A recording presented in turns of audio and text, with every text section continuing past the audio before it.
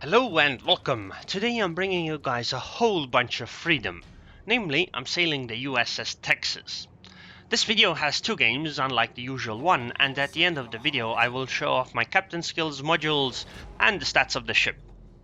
So, the USS Texas is a New York-class battleship, or dreadnought, whichever you prefer to call it, and they are very similar ranges, speeds, etc. The one thing that Texas has, though, is the fact that her anti-air is ridiculously powerful.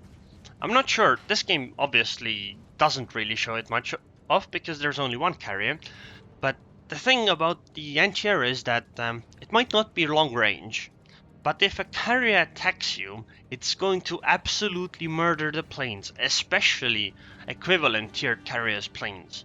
And why this is so important is the fact that, well, at tier 5, carriers have like only one flight of replacements, which means that if they attack you, they are going to lose half their planes, and they're not going to get them back, unless they start a new match.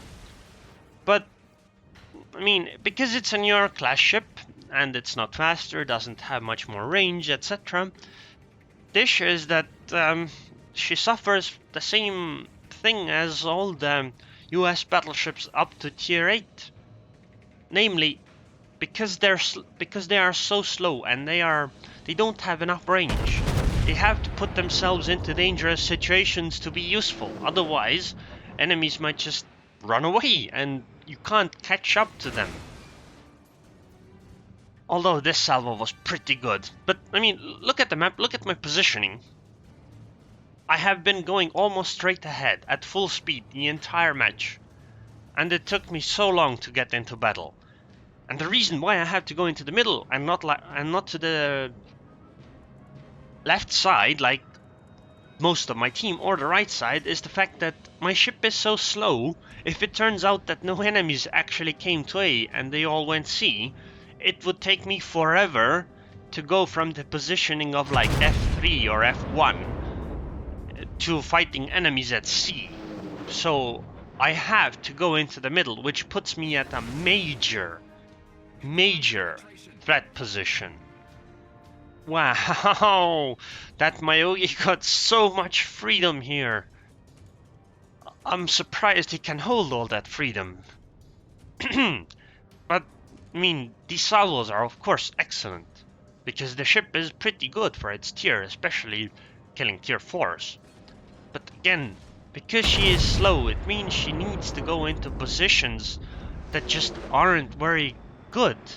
Like, going at the 1-2 line is a really good idea because you skirt around and you are rather safe. If enemies attack you, you break off and you fall back. But because the ship is so slow, if you go the same 1-2 line, you risk the fact that you're gonna be sailing empty half the match. And yes, I have had matches where I essentially spent the first 8 minutes sailing in a straight line, then turning a little bit and then sailing for another 2-3 minutes in a straight line, because enemies just went elsewhere. And I mean, I just didn't know. I just went to the safer routes that I usually do, you know, like you do with cruises. Wow, that Wyoming also got a whole bunch of freedom, although I'm not so sure that the Wyoming needs it. But I guess Texas is a bit more free. But yeah, like, look at the enemy dreadnoughts. They are also Wyomings, etc. Like, the Mayogis could go elsewhere, but the Wyomings really can't. If they try going elsewhere, they will be sailing empty most of the match. And this is the reason why I don't like these slow ships. Wow, Wyoming, yeah, I'm not actually so sure. Maybe her guns are amazing as well. I can't really tell whether it's just RNG or the ship's guns just are that good. I mean, she is definitely a good fighter, that's for sure. But the problem is actually getting into the fights, and to do that you might have to go into a dangerous position, which just isn't a good thing.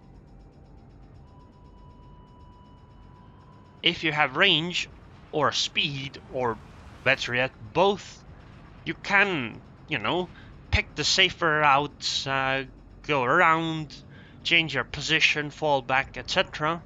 Can't really do it in these kinds of ships, and in my opinion, the stats the ships offer often aren't enough. It's okay at lower tiers because people keep, you know, doing this kind of stuff, which is showing you broadsides, etc. So you can get these amazing salvos, but eventually you will get to players who are a bit better, and in that case, these slow, low-range ships are going to get murdered. And this is why I don't like them. This isn't really anything special about the Texas, so essentially if you like ships like the Colorado, New Mexico, New York, this is going to be an amazing ship for you, because it essentially makes you immune to carrier attacks.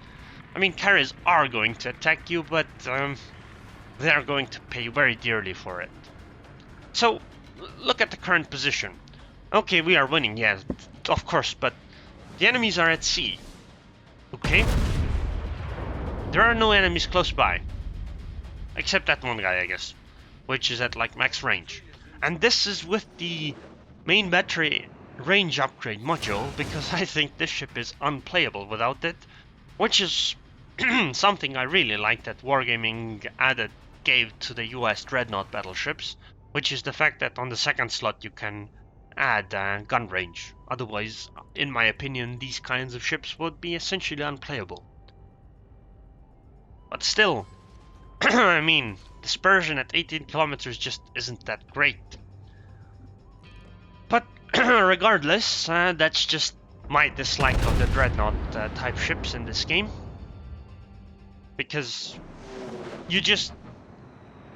often you just can't use it. But I mean, it's fine most of the time because enemies just aren't going to punish you for it. But she's an amazing brawler. But the thing is that anything can get focused down in this game. I'm just kinda lucky here because almost nobody is shooting me, so things are going great. And I mean, I have done 126,000 damage in 9 minutes in a tier 5 battleship. This is like an insane result. In the second game, you will see a carrier attacking me, I think, or at least flying planes nearby. That thing is ridiculous. The anti-air, especially if you get like the range upgrades, Jesus. This thing will tear almost any planes it meets apart. Although, remember that she doesn't get any premium matchmaking, so you can, and I did, get into tier 7 matches multiple times. And in those cases, you do have to play more careful. You can't go into the middle like I did in this match. And in those ones, I definitely did sail empty. But anyways, regardless of that one, the ship itself is pretty good for what it does. So if you get into like a tier 5 match, everything's great. But I guess I haven't done all that much commentary about this match yet. I'm gonna try shooting down this Hermelin because why not? It's a tier 1 ship. Oh my god, I missed. I missed completely. Also, thanks for setting me on fire, friendly Svetlana. I couldn't have done it without you. Actually, I think I should switch to HE to fire at the Hermelin. Because I think I will simply overpen and it just won't do anything.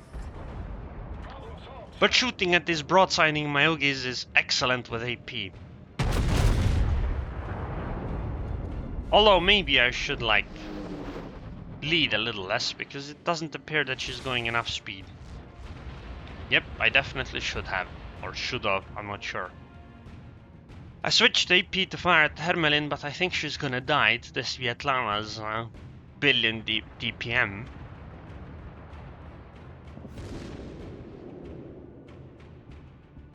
And she did. Which is unfortunate since I have HE loaded.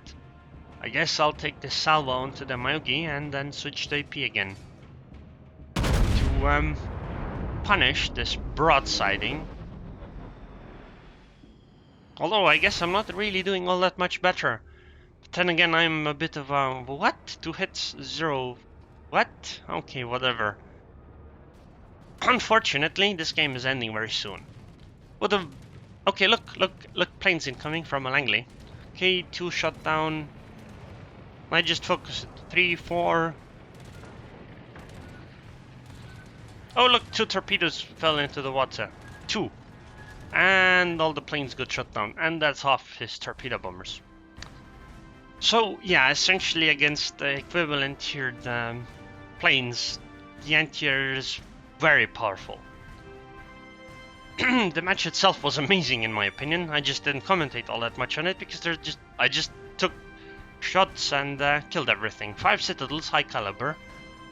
Experience is kind of poor, but then again it's tier 5 and the enemies are equivalent tier, so experience is going to be poor. But the guy that kept talking stuff is only 600 experience. 126,000 damage at tier 5 is quite ridiculous. So this is the second match in the Texas. I like this ship a lot more on this map because I find it a lot less likely that you have to sail empty and you can actually use your guns. And this ship is really good at that. Sorry for the alt-tabbing and the sound stopping because of it. I wish they, you know, made it possible to play sound while the client is in the background. But the reason is that Stranges was telling me something interesting about the ship. The Texas was support shelling at Normandy during D-Day. And I'm going to read a passage from Wikipedia about her. What her captain did to be able to accomplish her task better. Okay, I quote, "By the 15th of June, the troops had advanced to the edge of Texas's gun range. Her last fire support mission was so far inland that to get to the needed range, the starboard torpedo blister was flooded with water to provide a list of 2 degrees, which gave the guns enough elevation to complete the fire mission. With combat operations beyond the range of her guns on the 16th of June, Texas left Normandy for England." But think about it. They flooded the actual ship to cause a list so the guns could elevate higher so that they could actually fire their guns. Because the mission was to fire at a target that was too far away. That just seems like a crazy thing. But so thanks Stranges for telling me about it. I probably would not have known that. But the enemy team this time also has a Texas, which is nice, I guess. We can fight it out and see which team has more freedom. P.S. It's gonna be my team because you know, my Texas is just better. I'm sorry, but it's true.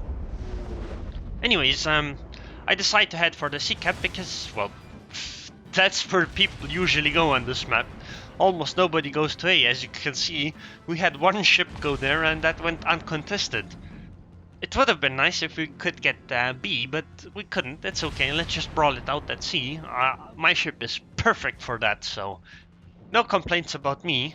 No complaints from me. I would really like to actually take out that Texas, but she is turning away and I have a perfectly broadsided Königsberg here, so let's try a shot on her instead. Since she is going in a straight line, I'm gonna get many citadels, right? Well, nope, game said, no, not today. 4 hits, all over pens. I guess maybe I should aim a little bit lower, but I mean, RNG should still get me like 1 citadel though, no? At least 1. Oh, now comes the HE spam. Bogatyr, a Kuma, a Königsberg, maybe even a Kolberg.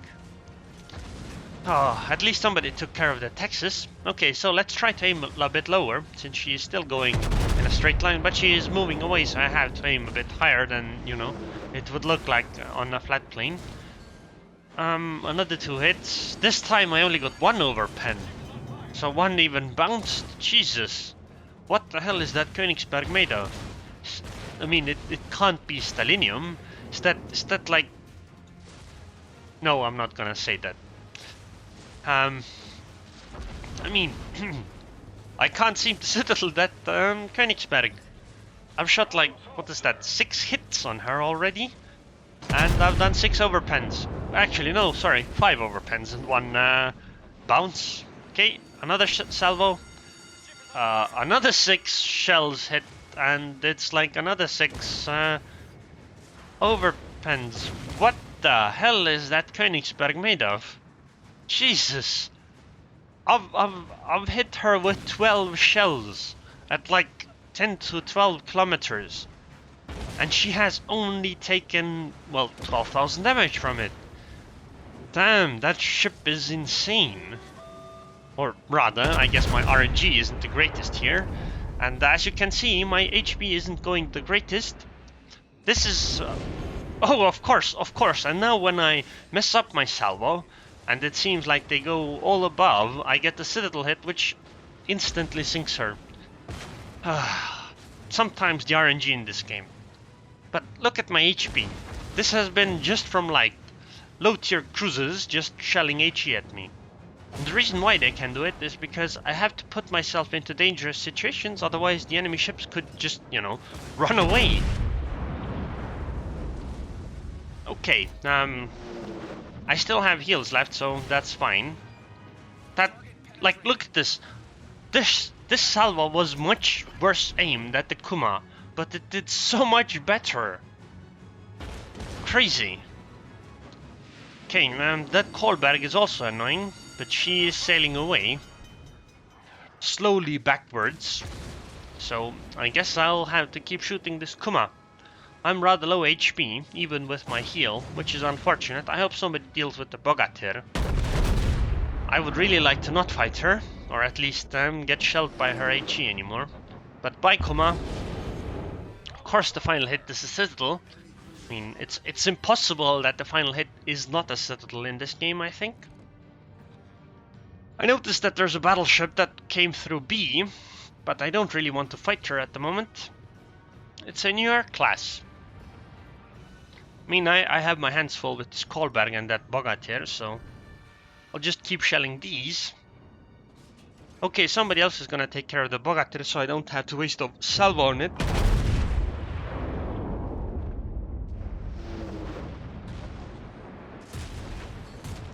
Okay, like in the Kolberg's case, I can understand that it was like all over pens, because first of all, the salvo wasn't very good. Also, planes in range.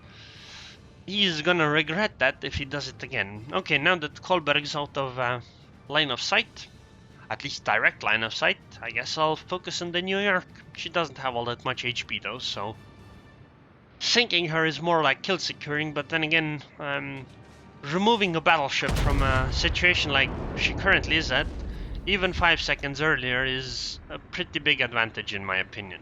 Because that 5 seconds might be the difference between her getting a salvo off or not, which quite literally could sink like the Clemson or a carrier, or me even, so that kind of thing sometimes is very important. But regardless, I just didn't deal enough damage. The Clemson, luckily, with the help of the carrier drop, kinda finished it though, so that's okay. I'm not very healthy, but I'll still try to go into B. I know that there's gonna be an enemy battleship there, but bring it, bring it. I'm a dreadnought. I'm a higher tier dreadnought than you, although you have double my HP. I'm still gonna outfight you because I'm confident about my ability to fight you. Okay, I can't shoot at the Wyoming, but I can shoot at this Hosho, which I definitely will.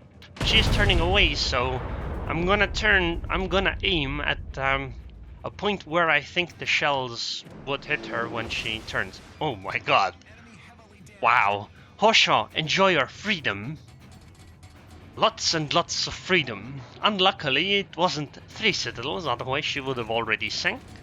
Also, bringing your fighters into my AA range is not a good idea, although I think the longer range anti-air wasn't that powerful. Whatever. Daka's still gonna Daka. Okay, I'm definitely gonna have to fight this Wyoming. Hopefully she doesn't like kill me quickly. I'm gonna try to keep showing my nose towards her, because I don't think I can really do a broadside to broadside fight. Wow, 2 Citadels. Wow, Wyoming. Showing a broadside to a battleship, especially a battleship that's a tier higher. Well, that's a paddling. I know that the Wyoming is going to have backup. Speaking of higher HP, well, I think I have the HP advantage now. I don't think I'm gonna hit the Wyoming. I'm just gonna try to nose tank her and try to hit the Kolberg instead. Because I think the fires are going to be much more dangerous over time. Also, I think the Kolberg might have torpedoes. I don't remember actually. So, this is a bit awkward. I need to finish her quickly. Damn, wasn't enough. I really wish that that salvo could have killed her. I think I'm gonna die now. Oh, this is bad. Help, guys, help. Luckily, my carrier answered my call, and she is trying to kill the Wyoming, so I don't have to take another salvo from her, and I can nicely finish off this Kolberg.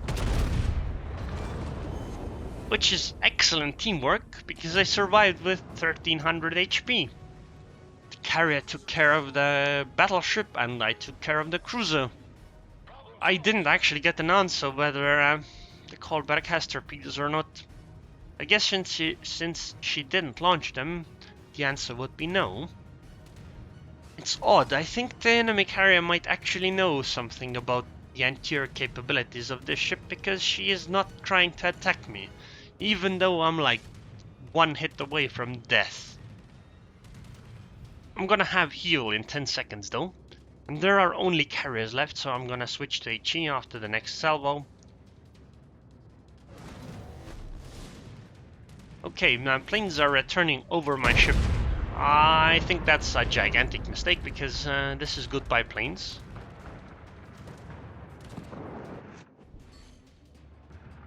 Ah, oh, what a salvo. 1 over pen again. Okay, those planes might also seem to return over my ship, which is excellent, because more plane kills equals more fun, right? Isn't that how it works? Okay, they still have one carrier. No idea where she is though, but I imagine she isn't very far. Wow, one of our guys even got Kraken. Well done, guy. Well done, very well done. Okay, wow, look at all the badges. Fireproof, Dreadnought, Devastating Strike, High Caliber, Confederate. 1 full cap on a battleship, on a Dreadnought even. 6 citadels, 3 ships sunk, and I was number 1. Wow, 2200 basic sprint. Actually, it's almost 2300. Me and the Clemson did so much. It's like 2-man army or something. Wow. And another 122,000 damage game. In 12 minutes. This would be excellent at any tier. So this is the USS Texas in the port. She looks nice. Let's be honest, actually, the permanent camo on this isn't very nice. I like the flag of America a lot more on it. But stat-wise, she has 49,000 HP, which is the same as an upgraded New York. Her firing range should be the same, 18.1 with range upgrade module. Rate of fire is lower than 2 rounds per minute, so over 30-second reload time. Guns turned really slow. Secondaries are... there are some, let's put it this way. But AA is absolutely ridiculous. 115 DPS on 2.4 kilometers. 159 DPS, 4.2 kilometers. And another 28 at 4.2 kilometers. I mean, let's compare this to the Independence, which is a higher tier carrier, and carriers tend to have decent anti-air. Okay, let's look at it. 32 at 3.5, 102 at 3.5, and 50 at 2.0. So essentially, the Texas's 4.2 kilometer AA was already stronger than the combined AA of an Independence class carrier, which is a tier higher. And this is just ridiculous. Her speed is poor, 20.5 knots. Turning circle is good, as all the dreadnoughts are, and rudder shift is also really good. Concealment is really bad. At tier 5, 15.5 kilometers means you're essentially permanently spotted. Okay, so The modules I use, obviously main battery modification 1, because it's just so much better than the rest of them. The rest of them don't increase or lower the chance of detonations, and I mean, that's just that. Okay, second module, artillery plotting room modification 1, because in my opinion, plus 16% main battery range outdoes everything else. Obviously, you're not going to use this upgrade because it lowers your reload even further. That is, makes it longer. This would be a nice upgrade because her anti-air is really powerful, but I find that you just can't play the ship without this one. Without this, you have like 15.6 kilometer range. It's just not good enough. I mean, your counterpart, the Congo, has like 20 kilometer range, so you really need it. Secondary is obviously not gonna work either. And here, I like having lower chance of flooding and fire. I mean, these other things are nice too, but your propulsion and steering gears just aren't gonna break on a battleship. At least not that often anyway, for them to be worth it. You are set on fire much more often, and this 3% is almost nothing, but it's still better than lowering the chance of your engine breaking by 20%, which happens like once every 50 games or so. Obviously, I use Premium Damage Control Party because it's just a must on battleships, and Premium Heal because it gives you 1 additional heal. The reload time is nice too, but the main thing is the number of charges. Okay, in terms of captains, I don't have a 15-point captain, I just used my Montana captain here. Okay, game, come on UI load. Okay, thank you. So, in my opinion, because you're a dreadnought, basics of survivability is incredibly important. Possibly even more important than situational awareness, which is like the #1 ability in the game, in my opinion. Obviously, expert marksman for faster turret traverse. Then superintendent for an additional heal. And AFT for essentially higher AA and main battery range. I think AA and secondary battery range, of course. Manual control for AA armament could be okay, I guess, but I mean, I don't think you actually have 85mm guns, so when I say could be okay, I mean, no, please do not get this upgrade for the ship.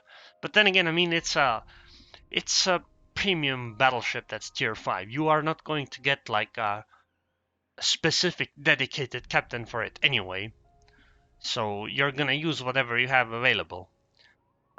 This vigilance is pretty nice, at least on the Montana, so I guess it translates nicely to the Texas as well.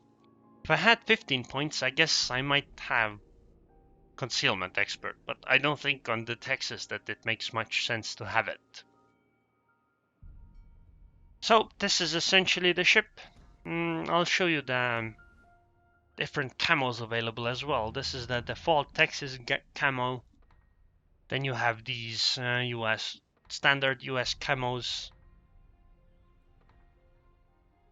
I actually really like the look of the premium camo, but anyways, this is the ship. I don't really like it that much, but I imagine if you like the dreadnought ships, you will really like this ship because, in my opinion, as far as dreadnoughts go, this might be the best one for its tier. So anyways, if you enjoyed this video, then please subscribe and thanks for watching.